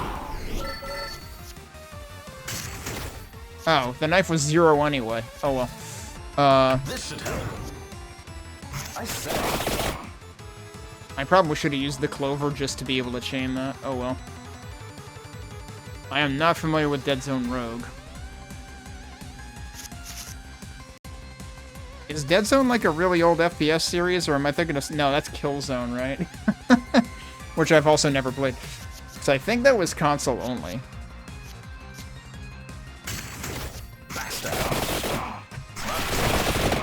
I don't really know why I bothered using that tome either. Okay. Let's do something here.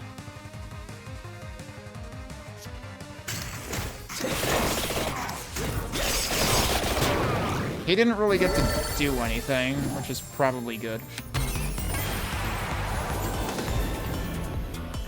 What is that? Deals spicy damage? Okay, we have to try that. I don't know what the hell they mean, but we're gonna try it. I have a spicy axe now. I could have had a spicy Bible. I don't know how I feel about that. Oh, that's interesting. See, that doesn't even get shown on the map. You can't actually walk through that, but there's no wall shown on the map. That seems a little strange. Oh, it's one of those guys. Okay. I'm actually low on health. Maybe I shouldn't bother fighting them unless I see a reason to, but I don't see anything shiny over here, so...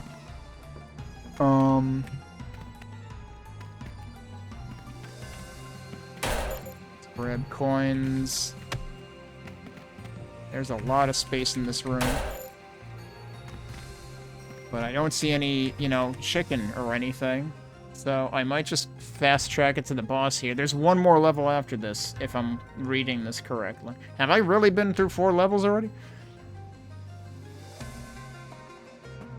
It's a roguelike FPS. I might have to at least... Oh, wait, I know... Wait, no, but it's an FPS. I'm still thinking of something else. I keep thinking of other games that have, like, as many letters or syllables as Dead Zone, but aren't Dead Zone.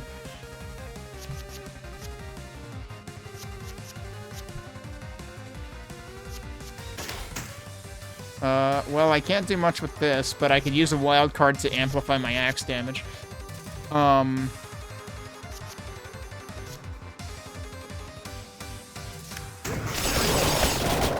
Let's do that just so it kills things.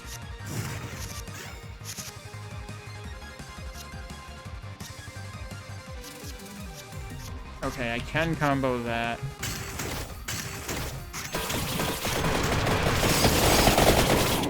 Oh, okay, we saw the spiciness, apparently.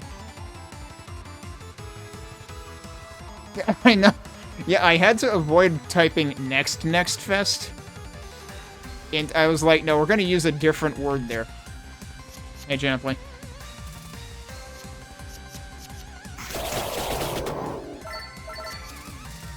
Maybe I should, yeah, let's just use that. Oh, I'm not gonna have enough... No, yes I am.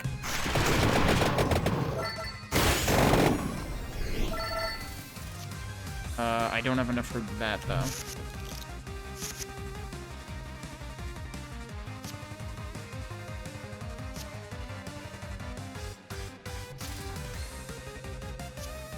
Yeah, so I have to assume that just leveling up gives you more damage, because these do not do nearly that much damage by default.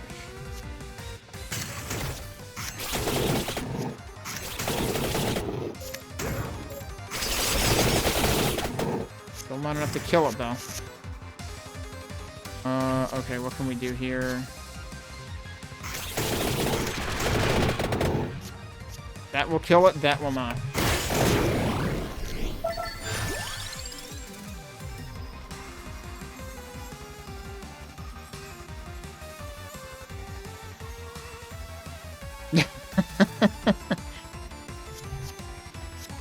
Yeah, I'll have to at least look that one up. I've been avoiding the whip because it's 8 damage, so it's like, do I even care?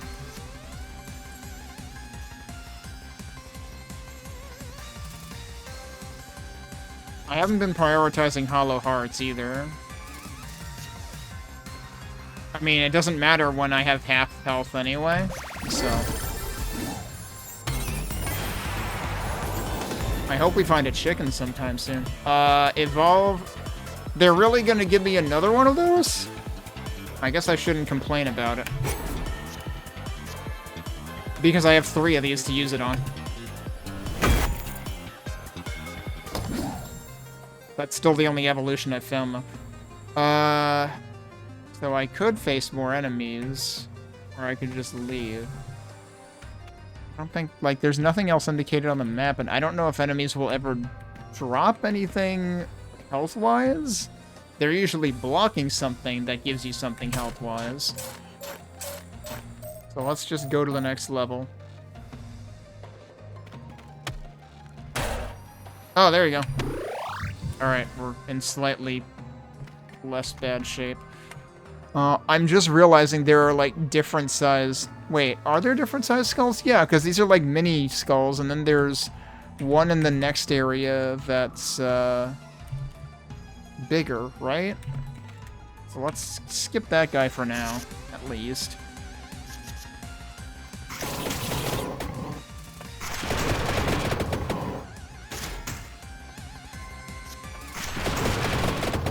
Pleased to see me.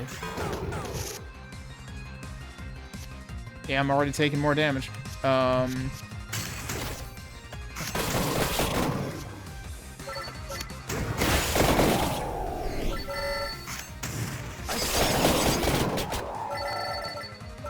This is a lot of guys, jeez. I don't have anything that can chain here.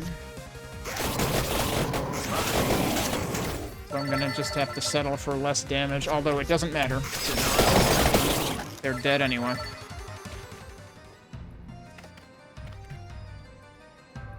Yeah, so why does that skull look bigger than the other skulls? That's not the same as most of the question marks that I've seen before. What is this? Bing upgrades. I do have a lot of money.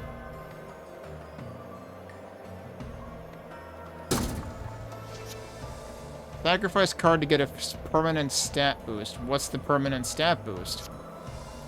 It's not telling... Oh. Wait.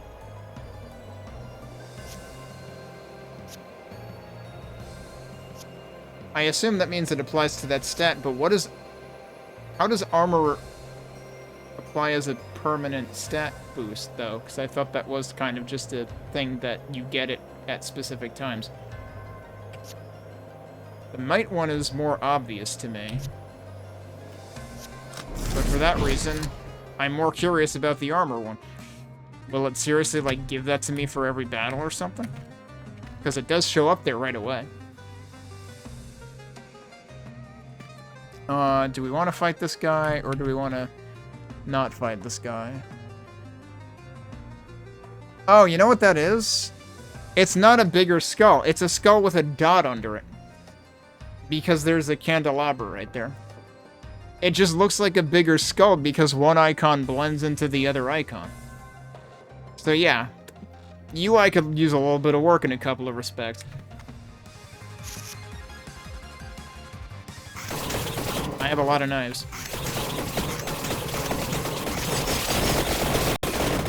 And also some spicy axes. Oh, wait. That's interesting. I've never...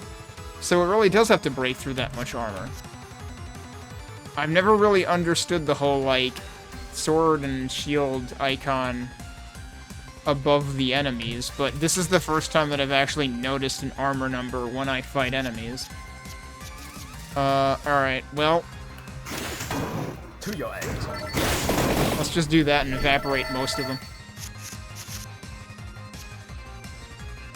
And that time it auto-ended the turn because I didn't have mana, right?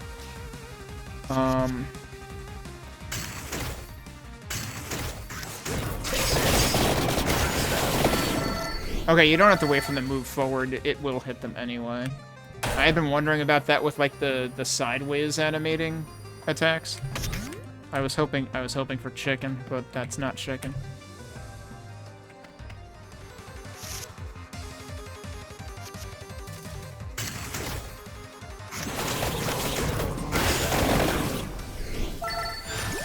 Oh, surprise.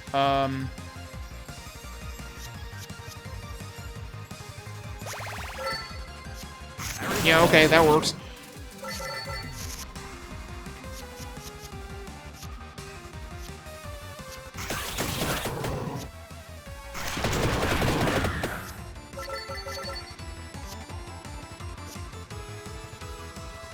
I still don't know what amount actually amounts to.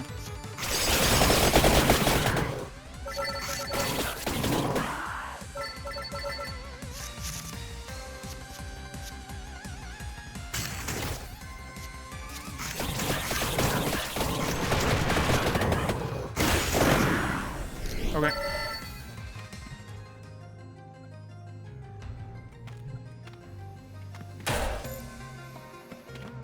And there's another one here.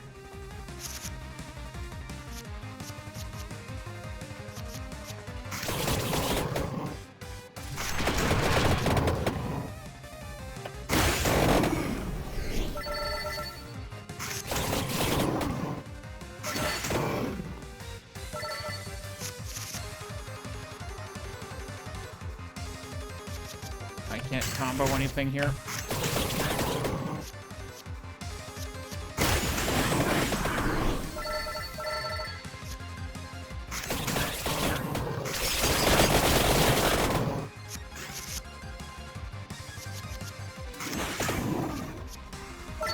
Pleased to see me.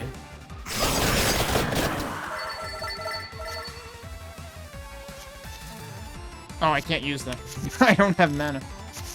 Keep forgetting that it costs mana to eat spinach for some reason. I imagine Popeye would have words for this economy.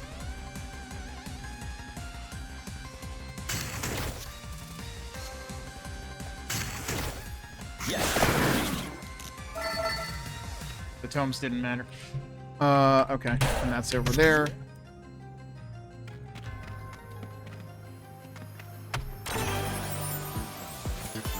Oh, we got more spicy damage.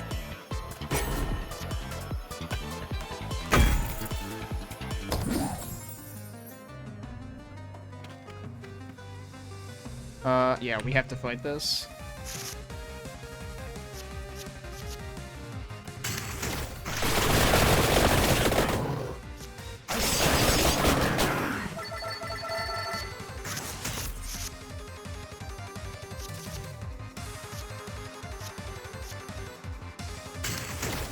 I don't think that even mattered.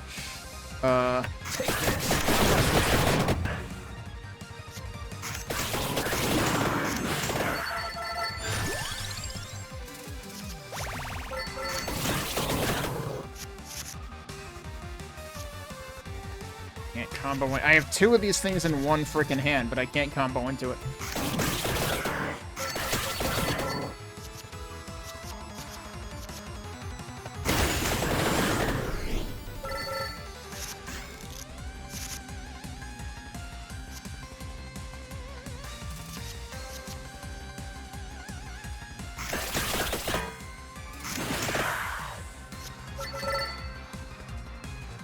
Okay.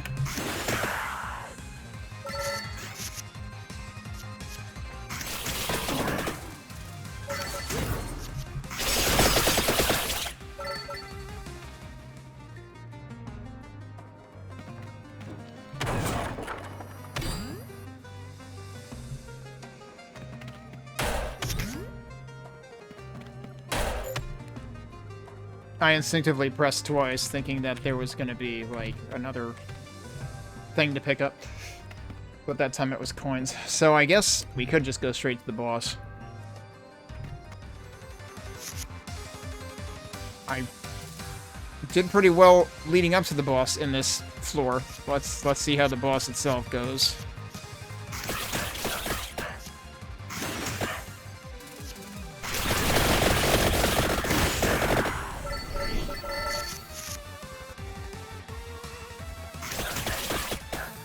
This should help.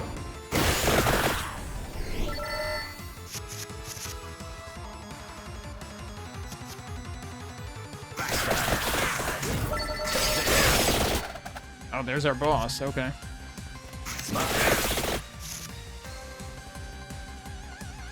That's a lot of frickin' damage. Good lord.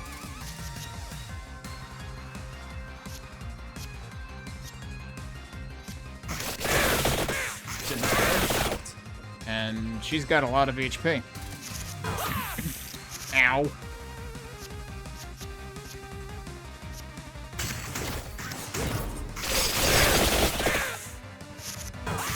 Why is she also making bro noises? We might die here.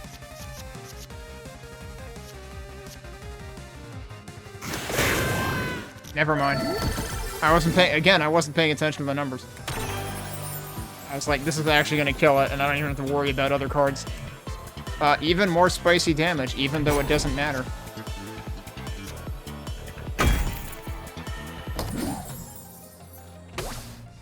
And here comes death again. I don't really get the whole, like, death just comes when you're on the last floor and kills. I mean, like, I get it because, like, yeah, that's traditionally how you end things in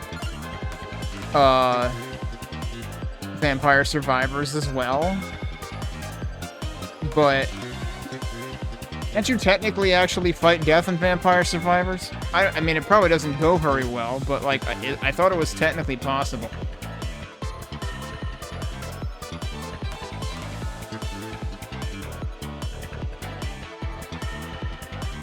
You know, I'm surprised that Magic Wand plus the Mana Book give you the Holy Wand rather than the Magic Wand and the King Bible, but I don't remember what the name of the book technically is, so. Bonus coins 500. I don't know what gave me bonus coins. Unless it's just for finishing, I guess. Geez, look at all this stuff we unlocked. So we discovered Holy Wand, which gives us coins, apparently. Fire Wand for destroying 20 light sources. Stone Mask we found. Duplicator for playing Magic Wand 25 times. Crown for reaching level 15. Fumarola for reaching level 10 with Gennaro, specifically. We did find the Guiding Light Relic.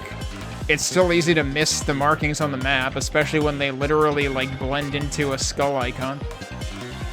Return Gem. I wonder where that returns to.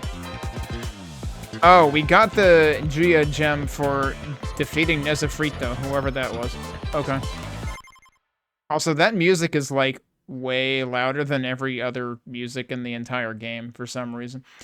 Alright, that is the end of the demo. I mean, I guess you could technically replay it, but we already played it for an hour and a half, at least.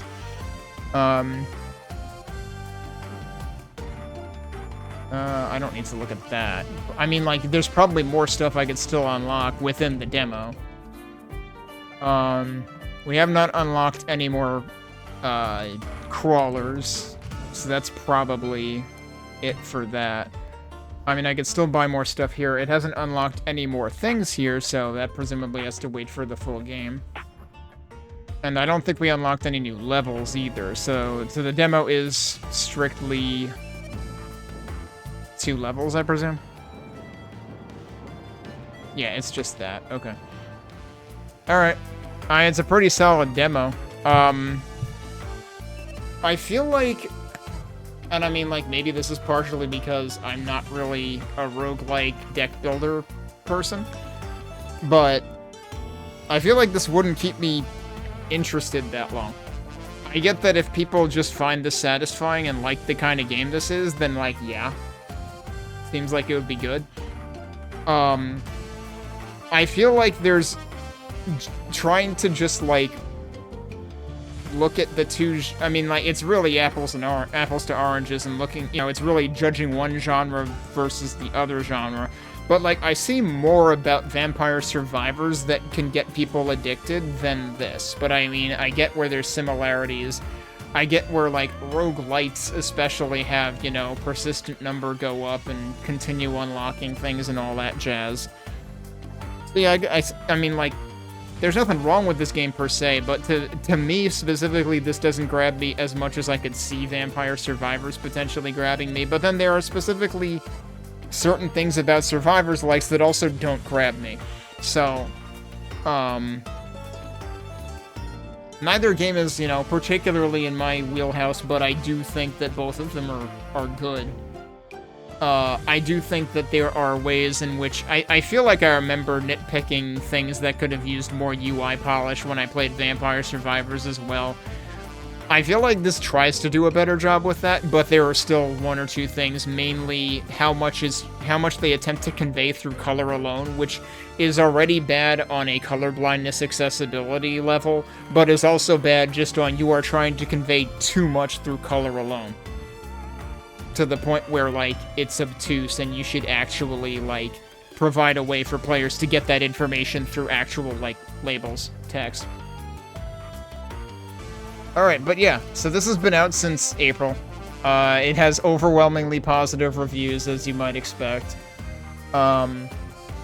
If you have Vampire Survivors already, there's a bundle with both games, so you can get 10% off of it that way. It's normally $10 anyway. How much is Vampire Survivors normally? I would assume the same or less. Yeah, Vampire Survivors is normally $5. So you can get them both for a 10% discount together, I guess, if you buy the bundle. But yeah, seems pretty decent.